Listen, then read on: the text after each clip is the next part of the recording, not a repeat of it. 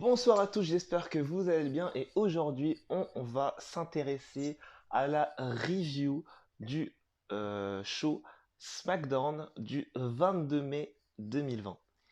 Et aujourd'hui donc du coup on se retrouve au Performance Center d'Orlando en Floride, malheureusement toujours sans les fans, mais ça maintenant vous êtes au courant depuis quelques mois désormais. On est donc avec les commentateurs américains Michael Cole et Corey Grave. Et du coup, je suis en compagnie évidemment de Kevin Payne et de l'Ange Bleu. Bonsoir, messieurs. Bonsoir à tous. Bonsoir à tous. Et du coup, on va parler du premier segment. On commence directement. Le show s'ouvre sur une vidéo concernant le Memorial Day. Donc, c'est en fait tout simplement le meilleur jour des Américains. Je pense qu'il y a une petite vidéo d'intro avec les Américains, du coup, la fête américaine et tout ça, là, tout ce qui s'est passé. Je pense qu'il y a un petit lien. Ensuite, on a la bienvenue avec le premier segment avec le Miz et John Morrison de Dirty Shit qui ouvre le show. Le Miz refuse de reconnaître que Otis est le Monsieur Money in the Bank 2020. Morrison l'appelle Monsieur Honey Baked, homme de Money, attends, The Honey Baked Ham, entreprise alimentaire aux États-Unis. Le Miz et Morrison continuent les tacles envers Otis et parlent du match de la semaine dernière entre le Miz et Braun Strowman qui a mis le nez dans leur business en acceptant de faire équipe avec Otis Dozovich.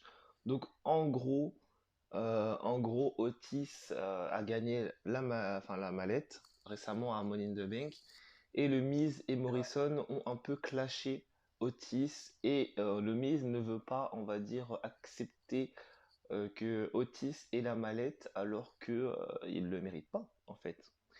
Et du coup, en fait, on se rappelle que la semaine dernière, on a eu un match entre Strowman et le Miz. Non, Un Strowman et tag team Morrison, match. pardon. Ouais, un tag team match, Strowman, Otis contre Morrison et The Miz. tout à fait. Et du coup là, on a eu un match alors que Braun Strowman arrive, Braun Strowman qui demande comment ça se passe au Miz et Morrison, et Braun Strowman tout simplement qui va demander au Miz comment ça se passe et il va lui dire pourquoi pas lui contre Braun Strowman, contre lui-même pour le titre, enfin probablement. Donc du coup, évidemment, il y a un match qui se met en place. Braun Strowman va littéralement démolir le Miz. Ça, je pense que les gens vous le savez. Et du coup, John Morrison va le prendre très très mal. Je pense qu'on ferait tous pareil, de toute façon. Et John Morrison va lancer un défi à Braun Strowman. Il va lui dire à WWE Backlash, qu'est-ce que tu dirais d'affronter le Dirty Shit en équipe dans un match handicap, toi contre The Dirty Shit pour ton titre universel à Backlash dans un 2 contre 1 handicap match. Braun Strowman évidemment a accepté le match et donc c'est donc officiel à Backlash un 1 contre 2 handicap match pour le titre universel. Euh, je trouve l'idée un petit peu fanfrelue, un petit peu bizarre, mais quand on voit la carrière de John Morrison et le Miz, je me dis c'est pas surprenant. Après, concernant le match, je dirais mon avis dans la preview de Backlash évidemment pour le suspense, mais je pense que ça va être une rivalité assez spéciale. Après, faut voir, franchement faut voir. Kevin, Alors juste, t'as oublié de préciser le vainqueur du match, c'était Braun Strowman contre The Miz. tout à fait. Voilà, donc là on a bien vu la dominance de Braun Strowman. Je pense que ce match, ça va juste servir à mettre en valeur Braun Strowman qui va affronter l'une des meilleures équipes de la WWE. Bon, les Qui va, personnes du Miz voilà. et John Morrison.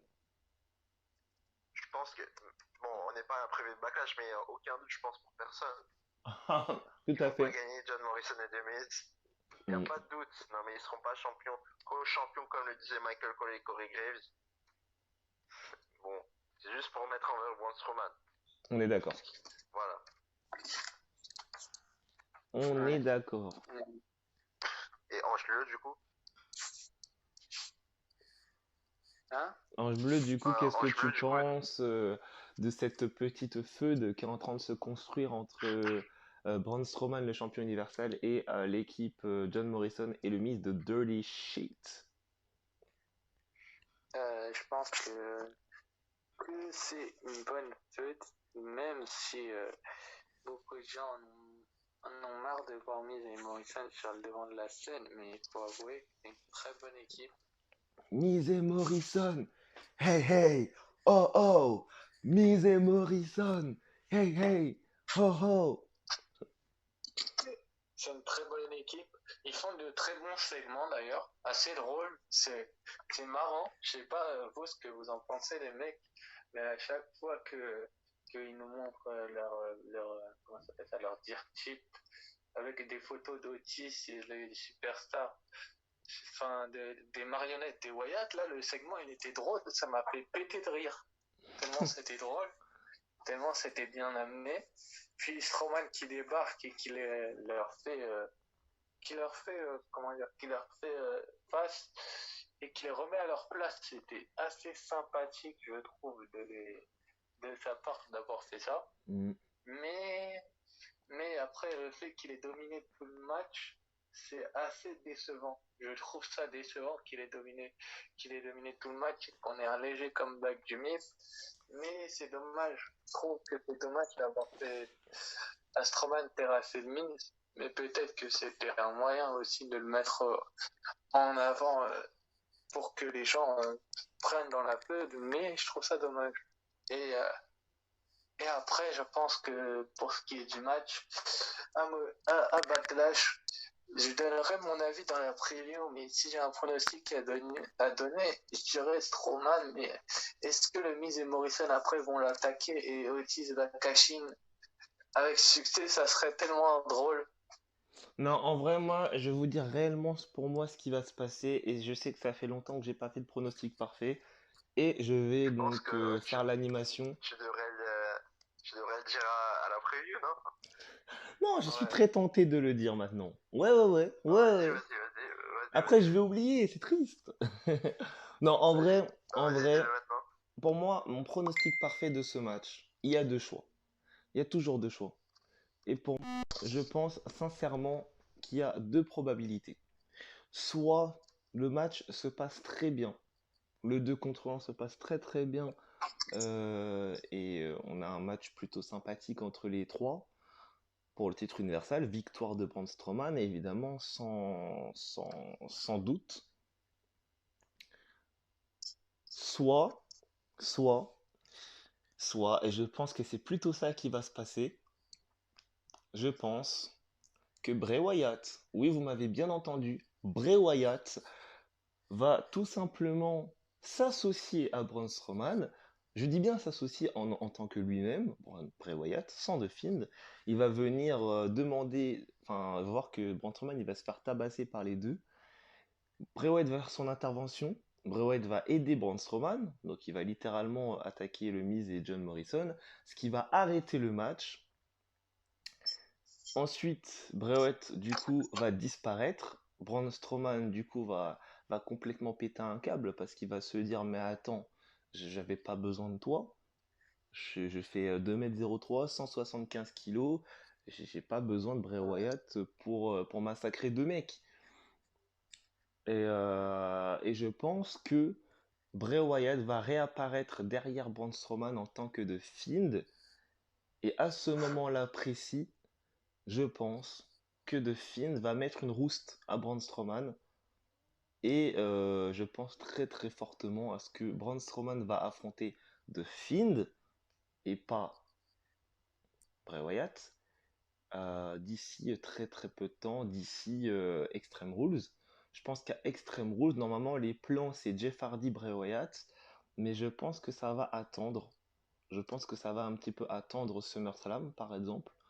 Je pense qu'à Extreme Rules, ça sera The Fiend, Bray Wyatt, contre Braun Strowman pour le titre universel, que The Fiend va récupérer son titre pour la deuxième fois de sa carrière, et qu'à SummerSlam, en août, nous aurons Jeff Hardy, en mieux de sa forme, face à The Fiend à SummerSlam pour le titre universel.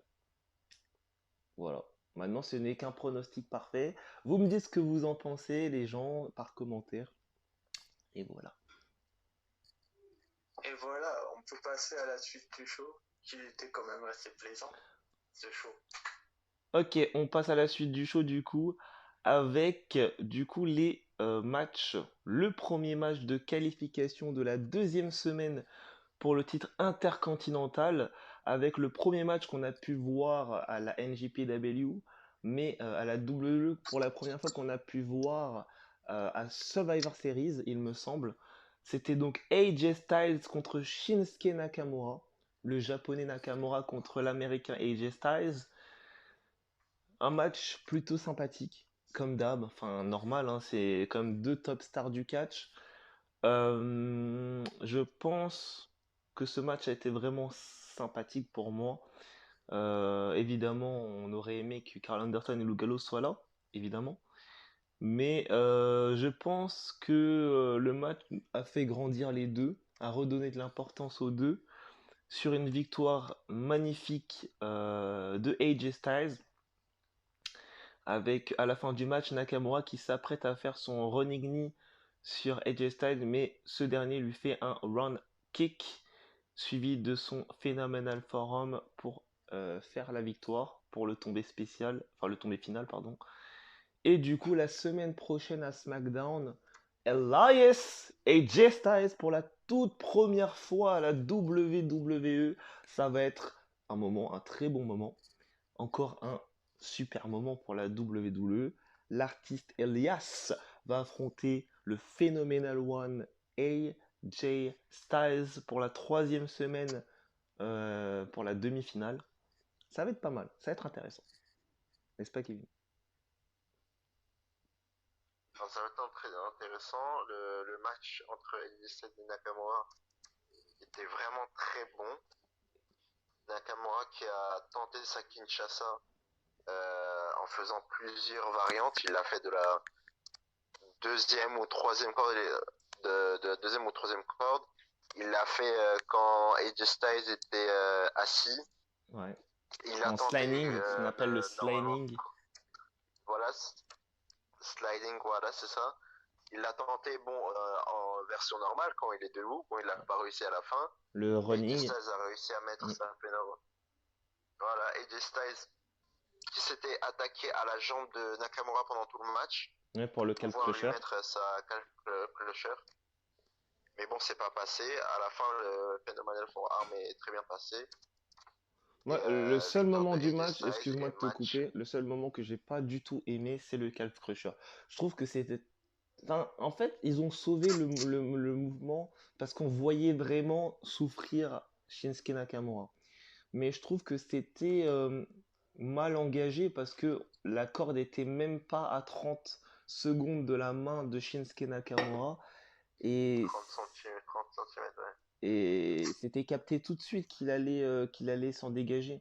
Je trouve que vraiment, pour vraiment rajouter, pour vraiment, juste ce moment, pour vraiment mettre le doute dans la tête de Shinsuke Nakamura, fallait réellement le faire au milieu du ring. Et là, vraiment, les gens auraient paniqué pour Shinsuke Nakamura parce que le calf crusher aujourd'hui est l'une des prises de soumission les plus douloureuses. Ouais, c'est vrai. Après, voilà, ce Pour n'est en qu'un venir à mauvais AJ moment Styles, dedans, mais sinon, on peut pas. C'est vrai que le match a été très très bon. voilà, du coup, pour en venir à AJ Styles Elias, je pense que Pour la première fois, faut pas l'oublier. Hein. Voilà, sans question, AJ Styles va gagner ce match. C'est vrai qu'on aurait aimé, parce que ça fait des mois que Elias est là, et ça fait des mois qu'il impressionne, qu'il remplit des stades, qui nous fait des très belles compositions originales à chaque show. Et je pense que Elias, c'est le genre de mec, tout comme Tamina, tout comme Natalia et tout comme les autres, des superstars sous-estimés. Et ça fait des mois que tout le monde veut qu'Elias devienne au moins champion intercontinental. Ça y est, il a l'opportunité. Je pense qu'AJ Styles n'a pas besoin du titre intercontinental parce que qu'est-ce qui va se passer si jamais AJ Styles remporte le titre intercontinental? Bah, il va devenir Triple Crown Champion. Ça veut dire qu'il va rejoindre tous ces gens qui sont été champions Triple Crown et ça va juste encore plus pusher AJ Styles. Alors qu'Elias, il en a vraiment besoin, lui, du titre intercontinental. Ouais, c'est vrai. Donc, pour moi, je pense que c'est Elias qui va battre AJ Styles. Mais si on se souvient bien, je crois que la rivalité entre lui et King Corbin n'est pas terminée. C'est Ils ont vrai, fait que 2 matchs ensemble. c'est vrai. Et voilà, donc je pense qu'il y aura un dernier match entre les deux à Backlash, le tout dernier, pour que Elias et King Corbin passent à autre chose enfin. Hmm, c'est vrai, c'est vrai. L'ange bleu. Je suis d'accord avec Kevin, mais ça fait.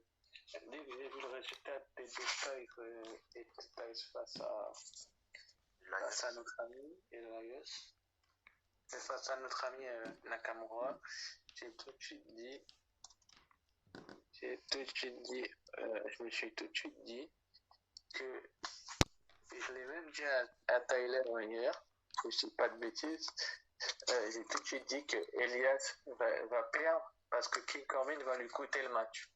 Et je pense que c'est vraiment ce qui va se passer.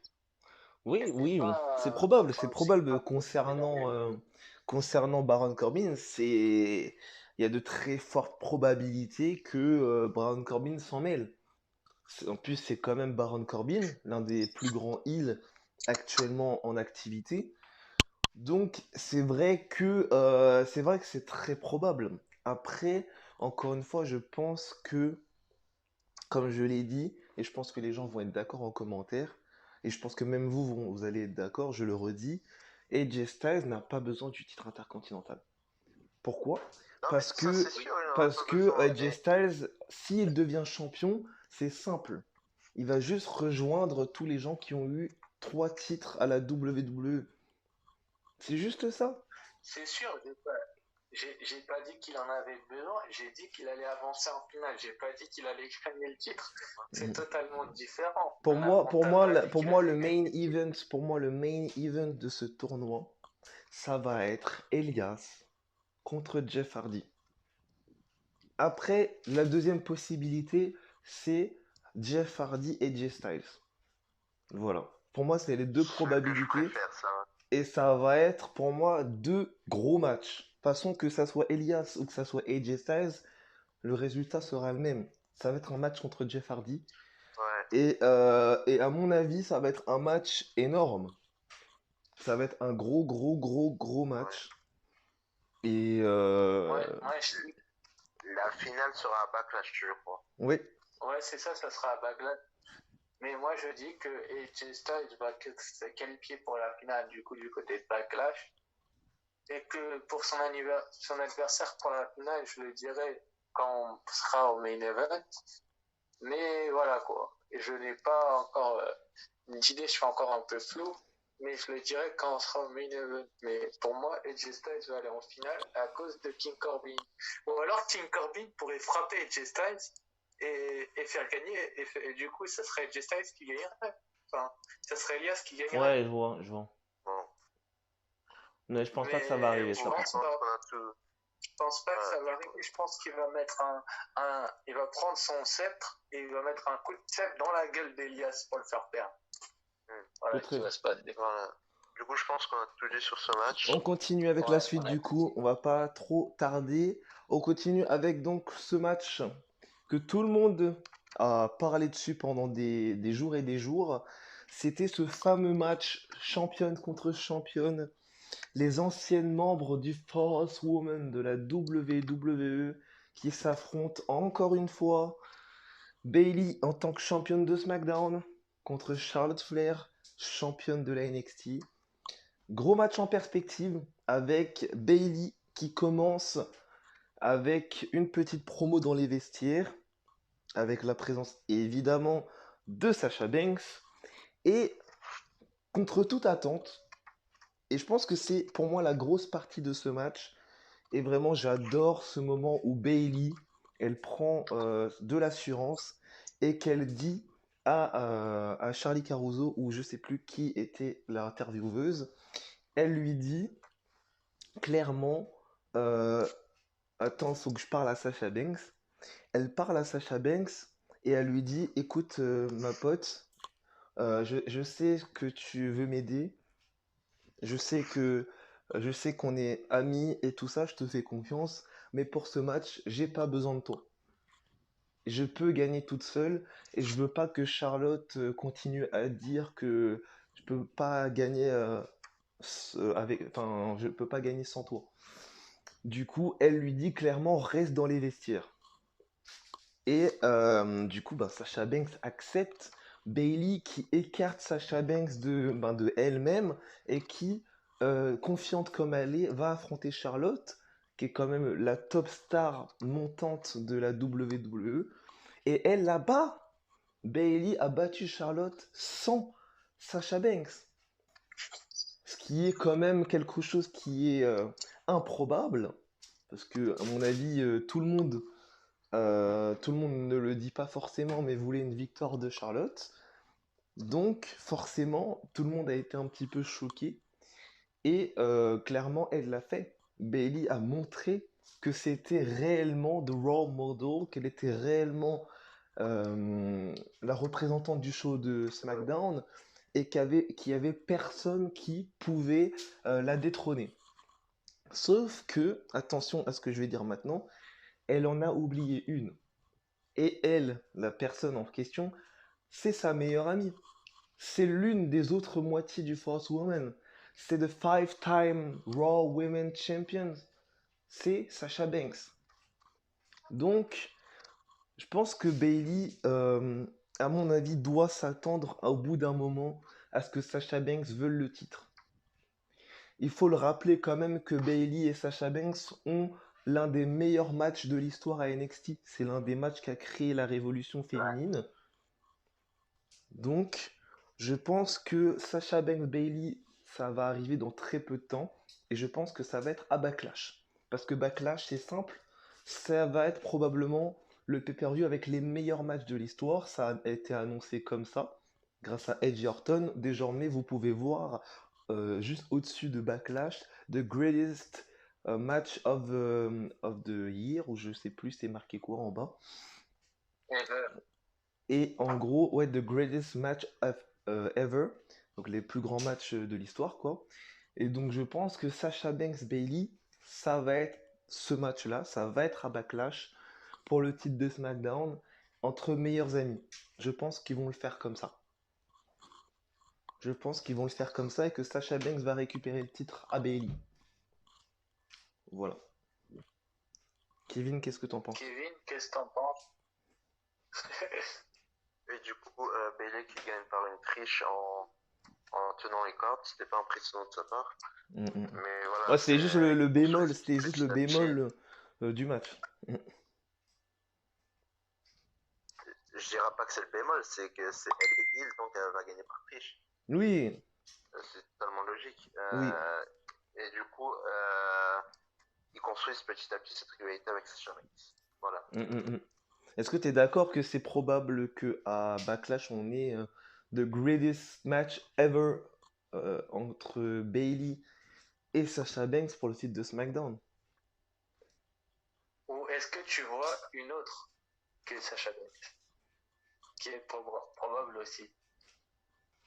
Peut-être, hein, je sais pas En encore. fait, Mais, moi je moi, pense, si vraiment vous voulez encore un pronostic parfait, je pense que ça va être soit Sasha Banks, soit à SmackDown dans très peu de temps, parce que là ils vont commencer à lancer, on va dire, les matchs importants, les matchs de création pour le pay-per-view. Ils vont commencer à chercher des challengers. Donc, Ouais, parce que c'est le dernier show du mois de mai. je Cette pense semaine, que là, je c'est le pense qu'il dernier va y show du mois avoir de mai. un match à plusieurs. Je pense pourquoi pas un Fatal 4-Way ou un Six-Pack Challenge, un des deux. Je pense plus un Six-Pack Challenge parce que c'est vraiment une grosse spécialité de SmackDown. On a eu beaucoup de Six-Pack Challenge ces dernières années. Et donc je pense qu'il y aura dans ce Six-Pack Challenge, notez bien les noms que je vous dis. Tamina. En 2, je mettrai Carmella. En 3, je mettrai Dana Brooke. En 4, à mon avis, je mettrai Naomi. Et en 6, je mettrai probablement une superstar telle que, je sais pas, une superstar de NXT, histoire de rendre les gens contents. Je pense, je sais pas, des gens comme Santana Garrett, Shotzi Blackheart, ou je sais pas, des noms un petit peu connus comme Charlotte. Il n'y a pas d'autres noms. Je pense que Charlotte elle va encore s'inviter dans le match. Mais je pense que déjà, retenez bien Tamina, Carmella, Dana Brooke, et tous ces petits noms-là, ça va être sûr, ça va être dans le match parce que, à mon avis, pour moi, Tamina, Naomi, Sasha Banks, il y a de très très fortes chances qu'ils se reforment en tant que la team Bad. Ça fait des petits mois qu'il y a des petits trucs comme ça des petites coïncidences entre les trois, comme la fois où on les a vus en photo en train de faire leur position de la team Bad, comme quoi le super kick dans la tête enfin, Tamina a mis son super kick devant Bailey sur Sasha Banks, je crois, ou je sais plus, ou l'inverse. Et du coup, on voit Sasha Banks qui regarde Tamina dans les yeux en mode vraiment content et tout. Genre, on voit Tamina et Sasha Banks qui parlent dans les vestiaires. Je sais pas, pour moi, Sasha Banks et Tamina et Naomi, je sais pas, dans très peu de temps, ils vont se reformer. Croyez-le ou non, mais je pense qu'ils vont se reformer. La Team Bad de retour, ce qui peut être bien, ce qui peut être bien. Avoir un clan avec Sasha Banks en leader, ce qui peut être très très bien. Après, faut voir. Après, faut voir. Qu'est-ce que t'en penses, Kevin? Pourquoi pas, hein, c'est à voir. Euh, Kevin, tu vois qui en aspirant féminine, toi? à part Sasha Banks, personne. Théma, comment t'as dit ça? À part Sasha Banks, personne. Personne n'est au niveau de Sasha Banks, pour toi. Non, mais c'est-à-dire qu'à part Sasha Banks, il n'y a aucune logique. Hein.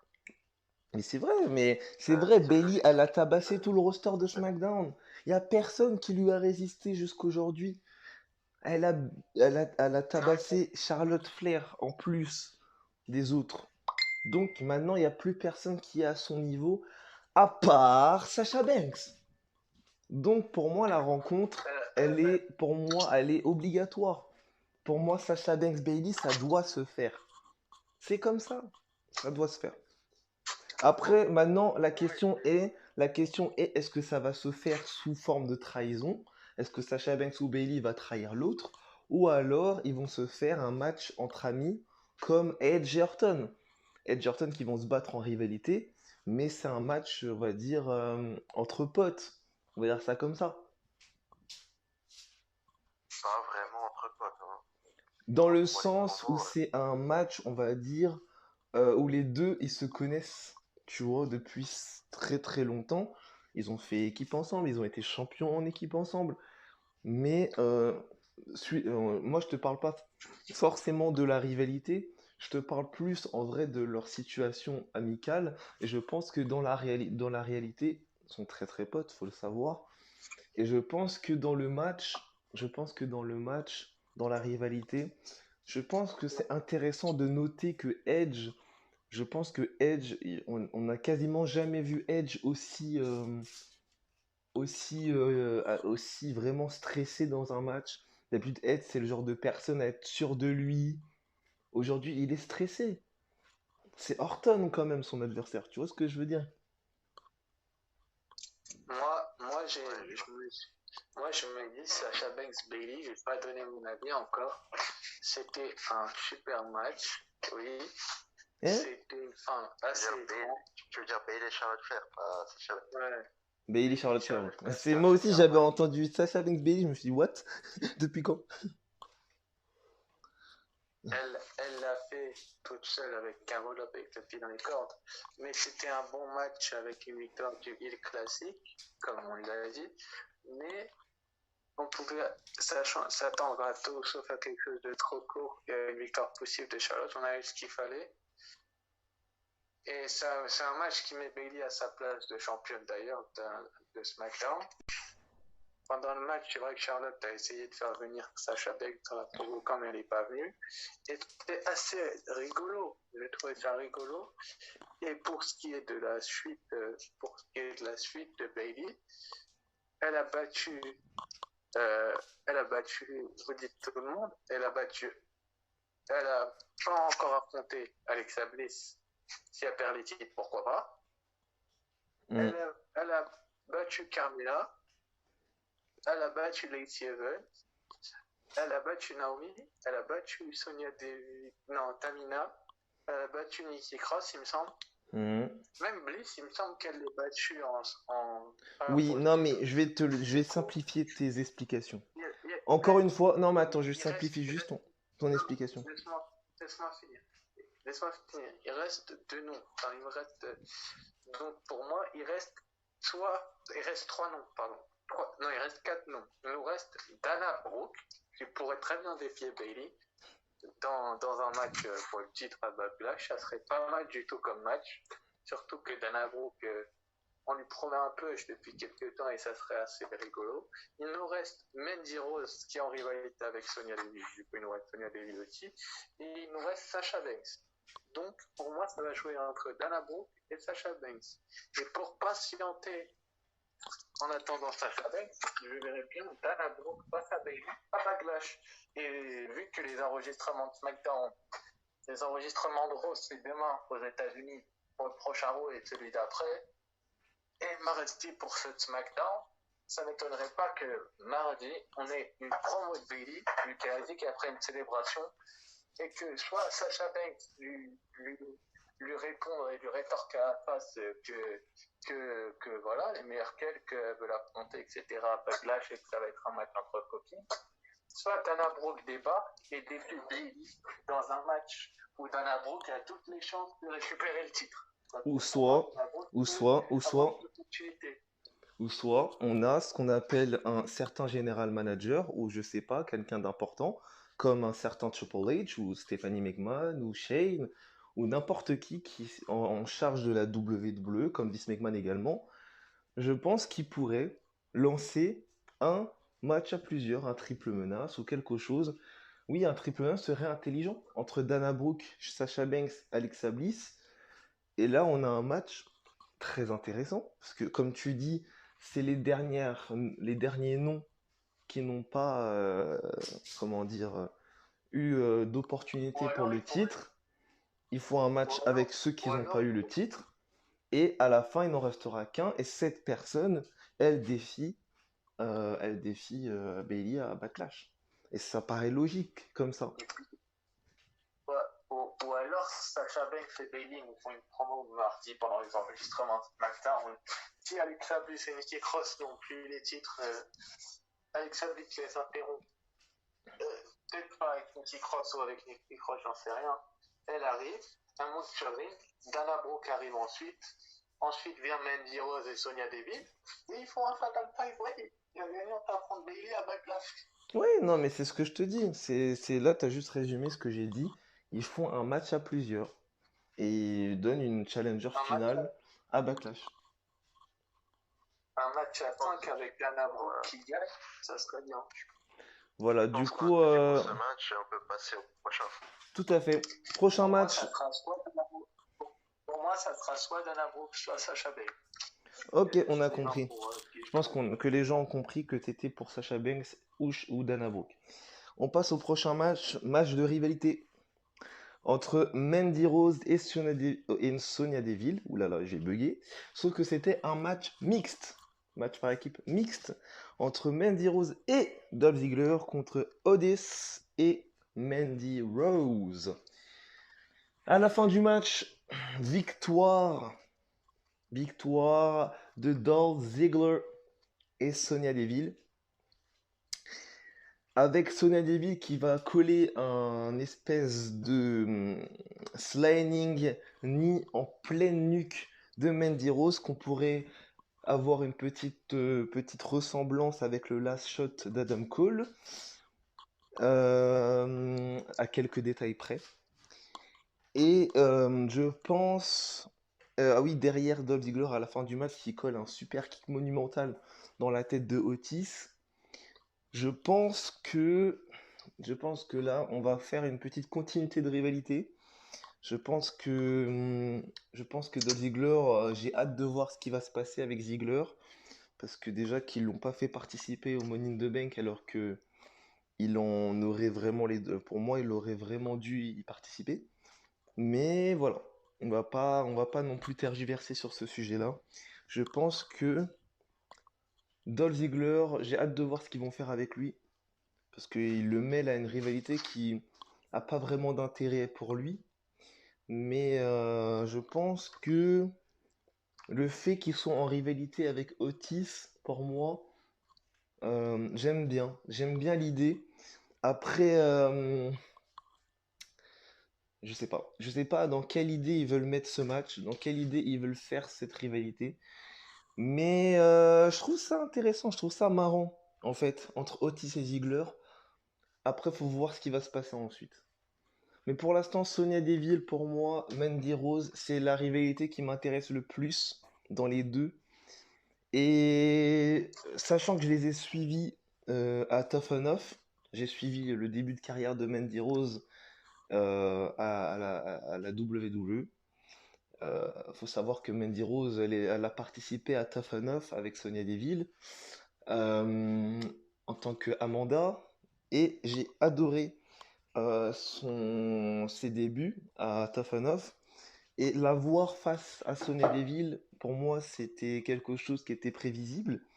Après, je pense que Mandy Rose, elle mérite plus que Sonya Deville d'être mis en avant.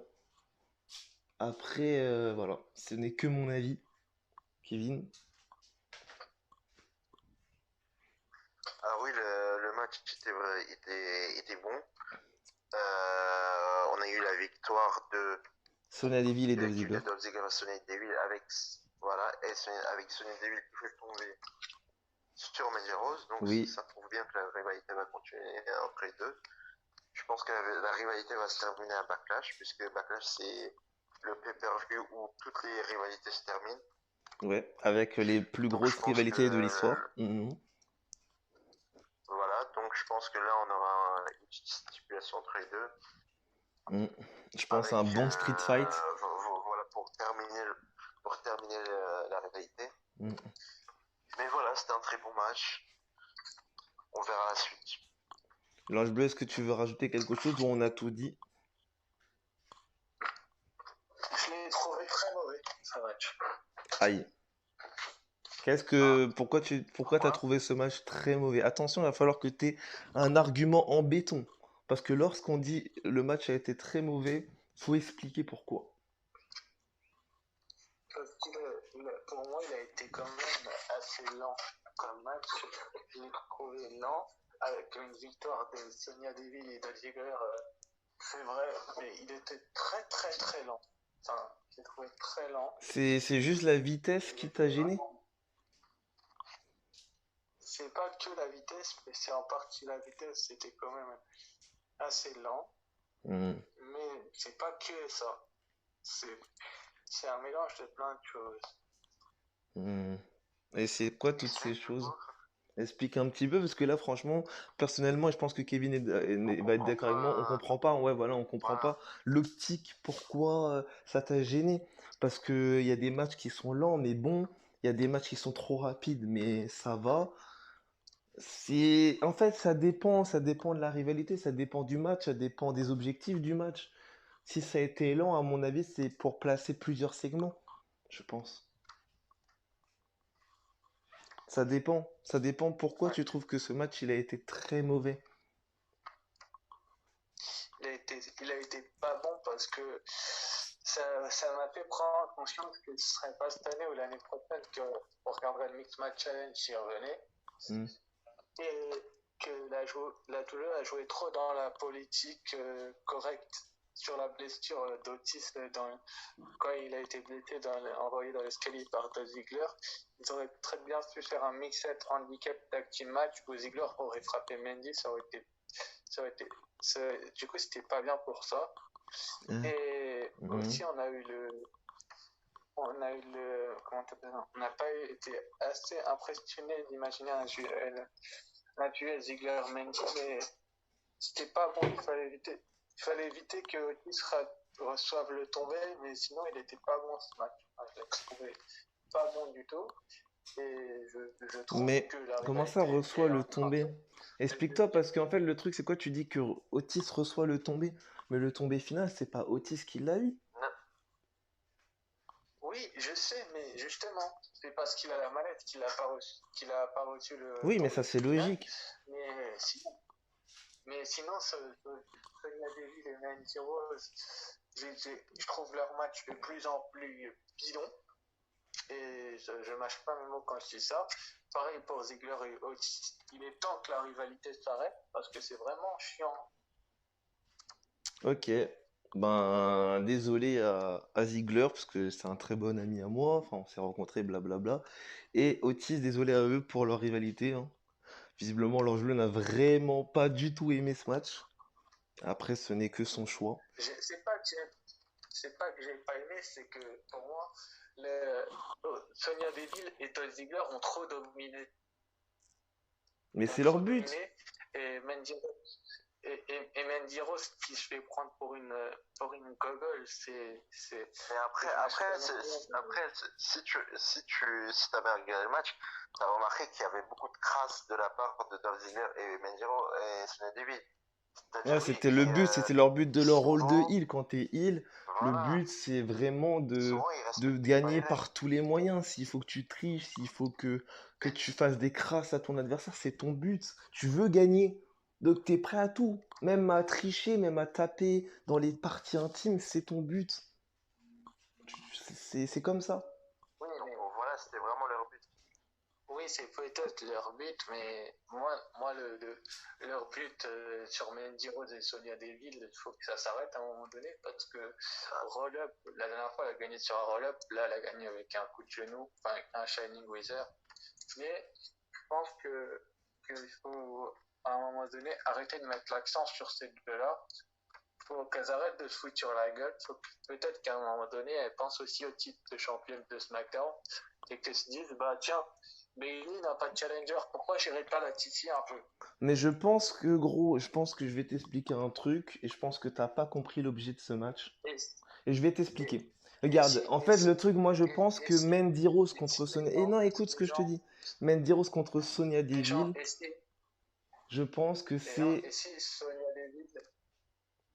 si Sonia Deville se décidait d'interrompre Bailey au prochain SmackDown et que c'était le moyen Mais de mettre Sonia Deville en avant, je signe les deux mains. Et je Gros, serais ouais, mais fier de la on va pas inventer des storylines à chaque fois. Déjà, on va débattre sur ce match. moi, je vais te dire un truc. Et là, ce n'est pas un avis de chroniqueur, c'est un avis professionnel. Je vais te dire un truc. Pour moi, Mandy Rose contre Sonia Deville, pour moi, c'est un test. Il n'y a pas d'autre mot. Pour moi, je pense que Mandy Rose est en train de se faire tester. Il n'y a pas d'autre mot. Elle est en train de se faire tester et remis en place par Sonia Deville parce que les dirigeants, à mon avis, ont plus confiance en Sonia Deville. Voilà pourquoi ils la font gagner 2 fois d'affilée. Et je pense que Mandy Rose, c'est à ce moment-là où ils vont du coup voir si elle est vraiment capable. Et si vraiment elle est capable, à mon avis, dans très peu de temps, on va la voir dans des matchs de titre. Et pour moi, quand j'ai regardé Tough Enough, Mandy Rose, elle était vraiment dominatrice dans pas mal de matchs. Et notamment, Lita a été très impressionnée par Mandy Rose. Et je pense que c'est pour ça qu'elle a débuté à la WWE. Et je pense, techniquement parlant, que Mandy Rose, à mon avis, dans très peu de temps, elle va avoir un match de titre contre Bailey. Mais pour l'instant, je pense qu'il faut absolument qu'ils finissent cette rivalité à Backlash. Ils la finissent. Oui, ça fait chier tout le monde. On est d'accord. Sur ça, on est d'accord. Ça fait chier tout le monde la rivalité. Oui. Mais c'est le but. Pour moi, Otis, pour l'instant, il est Mister Money in the Bank. Il faut qu'il lui construise quelque chose pour la mallette. Mais en attendant ça, ils sont en train de finir sa rivalité courte avec Dolph Ziggler. Après Dolph Ziggler, ils vont le remettre en place également dans les matchs de titre. Et ensuite, il restera que Mandy Rose et Sonya Deville. À mon avis, qu'est-ce qu'ils vont faire de Sonya Deville? Ils vont l'oublier, comme pas mal de matchs, comme pas mal de rivalités. Et du coup, Mandy Rose, elle va être la seule dedans à avoir le potentiel pour avoir un match de titre contre Bailey. Et c'est ce qui va se passer. À Extreme Rules, Mandy Rose contre Bailey ou à Backlash. Et c'est tout. Fin. Il n'y a pas d'autre mot. Mandy Rose contre Sasha Banks. Ou Mandy Rose contre Sasha Banks ou Mandy Rose contre Dana Brooke. Avec Extreme Rules. Ça serait bien. Aussi. Oui, d'accord, ça serait bien. Je pense. Mais il faut arrêter de, faut arrêter de s'inventer des storylines concernant Bailey. Bailey est très bien à sa place. Bailey, la championne de SmackDown, elle ne va pas bouger d'un centimètre pour l'instant. Arrêtez. Il y a des mois et des mois, vous voulez que Bailey soit dans sa championne parce qu'elle servait à rien. Et aujourd'hui qu'elle est championne, vous lui cassez les couilles. Laissez-la tranquille. Pas du tout. Je lui casse pas les couilles. N'est-ce pas, Kevin? Franchement, Bailey, elle est bonne en tant que heel et surtout en tant que championne. Non, mais t'es pas d'accord qu'il y a quelques mois avant, quand elle était encore The Hugger, donc la câlineuse, personne n'y croyait qu'elle devenait championne. Elle a surpris tout le monde en tant que face en battant Charlotte Flair. Tout le monde était choqué. Et lorsqu'elle a fait son heel turn, tout le monde bavait devant l'écran parce que Bailey avait fait son heel turn, parce que ça faisait très longtemps qu'il voulait son heel turn. Et aujourd'hui qu'elle est heel et qu'elle domine SmackDown, les gens ne veulent plus d'elle. Mais arrêtez, parce que ce genre de choses, c'est le genre de truc qui m'énerve. Vous voulez que la meuf domine le show, et quand elle domine le show, vous n'êtes pas content. Mais c'est abusé. Ça fait des mois et des mois que Bailey tabasse des gens. Au bout d'un moment, faut se dire quand même que Bailey, c'est l'une des plus grandes championnes de l'histoire de la WWE. Elle a tout eu, elle a tout fait, elle a tout réussi à la WWE. Donc, il faut arrêter. Laissez Bailey tranquille. Elle a tout. Mais je ne lui casse pas du tout sur le dos, je dis juste que son règne commence à devenir un peu lassant et qu'il serait temps que le visage de SmackDown change un peu. C'est comme Becky Lynch. Les gens en avaient marre parce que son règne était trop long. Mais non, mais c'est pas une question. Becky Lynch comparé à Bailey, on va finir avec ça. Becky Lynch comparé à Bailey, moi je vais te le dire franchement, dans les Force Women, il n'y a que 2 des Force Women qui ont eu une vraie carrière. C'est-à-dire que Charlotte Flair et Bailey, c'est les seuls du Force Women qui ont eu une vraie carrière. Sasha Banks, elle s'est construite, on va dire, à NXT, mais quand elle est arrivée dans le main roster après ses 5 titres d'Euro et les premiers titres par équipe, il n'y a plus rien de Sasha Banks, plus rien. C'est vrai, je confirme. Et aujourd'hui, Becky Lynch, elle a construit sa carrière, et depuis qu'elle a construit sa carrière, elle n'était pas vraiment importante. C'est-à-dire que les gens ne voyaient rien d'elle. Et voir comment elle est arrivée au top aujourd'hui, c'est incroyable. Et aujourd'hui, Becky Lynch, si elle n'était pas enceinte, elle serait toujours championne. C'est tout, c'est comme ça. C'est vrai. Donc, il faut savoir les vrais trucs, les amis. Becky Lynch, pour moi, Becky Lynch, Et Sasha Mais qui ne Banks, serait pas forcément. c'est les seuls des Force Women à avoir eu une carrière qui était un petit peu particulière. Et aujourd'hui, on a quand même deux femmes qui ont quand même réussi à faire quelque chose de leur carrière, alors que c'était parti très très mal. N'est-ce pas, Kevin? Et je pense que là, on peut passer à aux autres matchs parce que là, on a trop tergiversé sur ces matchs. Je pense aussi. C'est vrai qu'on a trop Et on trop passe. tergiversé. Je pense qu'on va Mais passer au Sacha prochain Banks match. peut devenir un champion. On Moi, va passer au prochain pour match. finir, Ouais. moi, pour finir dessus, je pense que Sacha Banks, il faut lui donner le titre de SmackDown et il faut lui donner un vrai règne. Pas un règne d'un jour ou d'une semaine, s'il vous plaît, messieurs là. On verra. Je pense qu'on verra. On passe au Voilà. prochain segment avec une autre rivalité. Jeff Hardy de retour après quelques mois de blessure à la coiffe de rotateur, je crois, suite à sa blessure causée par Lars Sullivan. Lorsqu'il a été champion, il a dû remettre ses titres en jeu.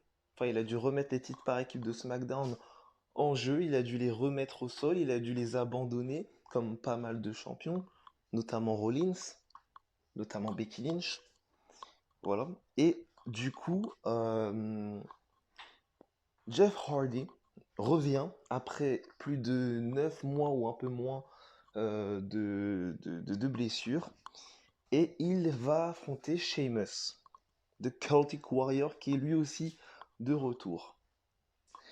Et du coup, ça fait un match plutôt sympathique entre les deux. Victoire du charismatique Enigma, Jeff Hardy, qualifié pour la demi-finale.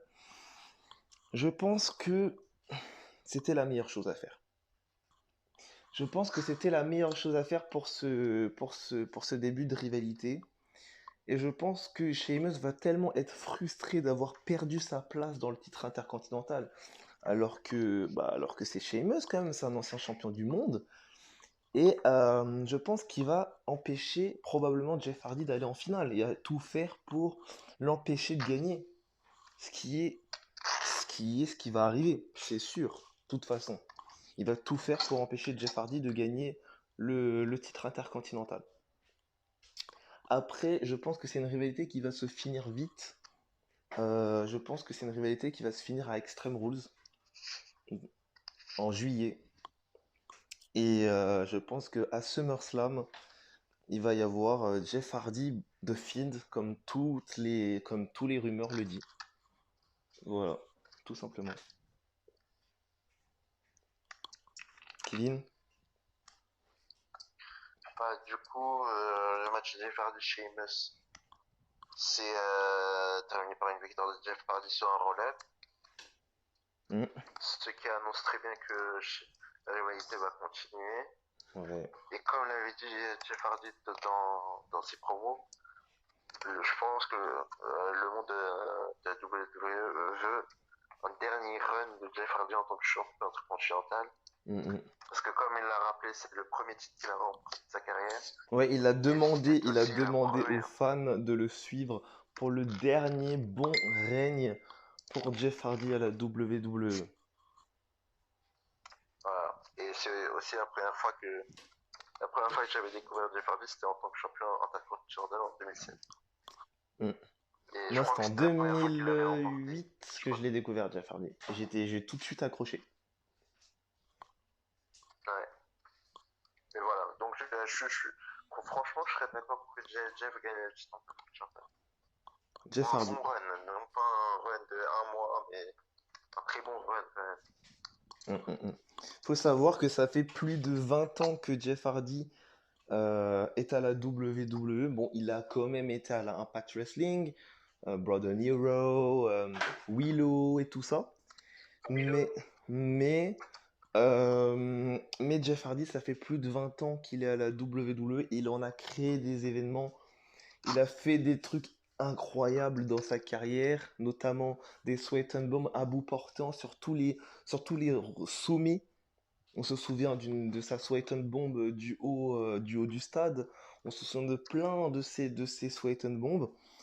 Mais il a quand même, Il a participé au premier TLC. tout à fait, il a créé la stipulation TLC.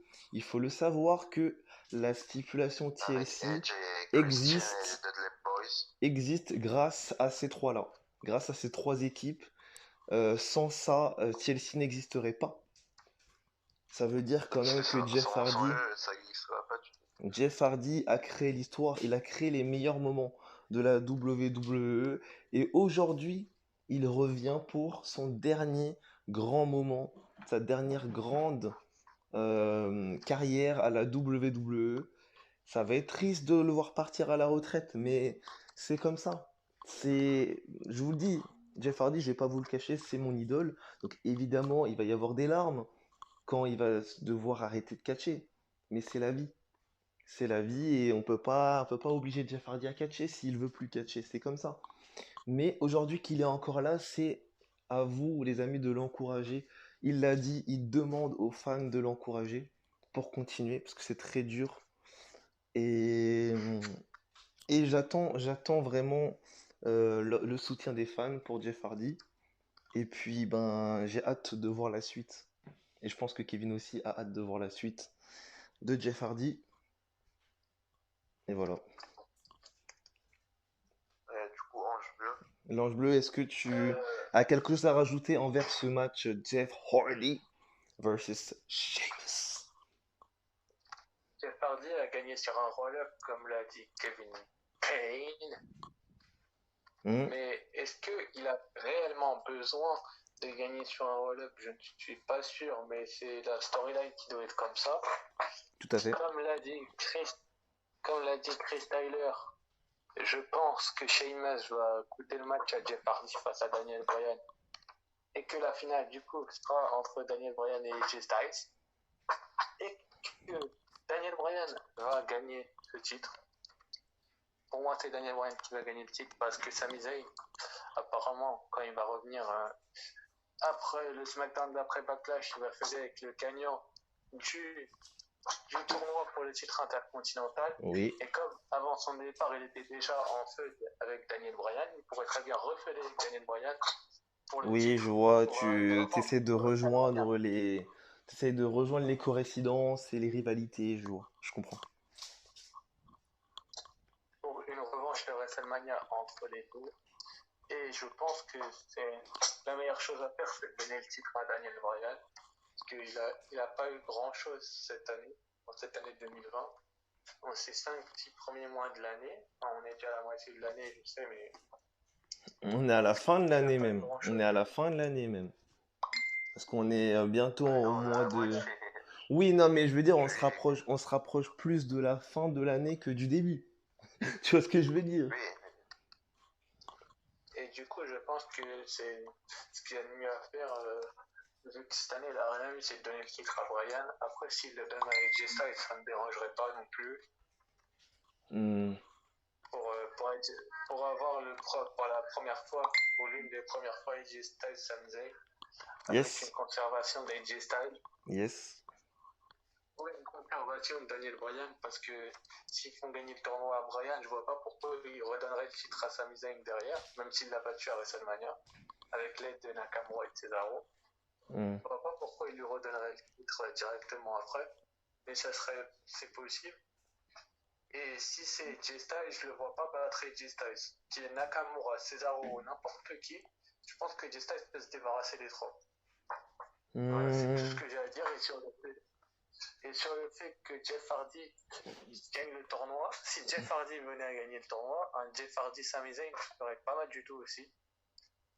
Et un Elias Sami Zayn serait pas mal du tout aussi, mais je vois plus AJ Styles ou Bryan face à Sami Zayn parce que ça va vendre plus de billets ces matchs-là qu'un Sami Zayn Elias ou un Sami Zayn Jeff Hardy.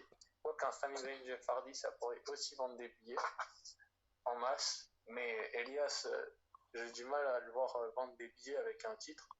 Et puis il a une rivalité encore déjà aussi. Du coup, après Jeff Hardy, champion intercontinental, je signe aussi, mais je vois plus Daniel Bryan gagner ce match grâce à Sheamus. Tout simplement. Même si Sheamus a battu Daniel Bryan en 18 secondes. Oui, on Ou s'en alors, souvient. est-ce que Sheamus mettrait pas un broquet à Bryan pour que Jeff Hardy se qualifie et qu'il lui tende la main après?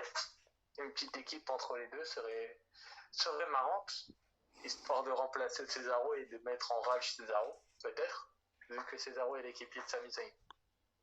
Hmm, je vois ce que tu veux dire, mais je trouve pas ça cohérent pour l'instant. Mais je vois ce que tu veux dire. Faut se rappeler quand même que Cesaro et Sheamus ont eu ce fameux Best of Seven Series match où ils étaient en rivalité et qu'au final ils sont devenus champions, enfin sont devenus champions ensemble, amis, etc. Oui, d'accord.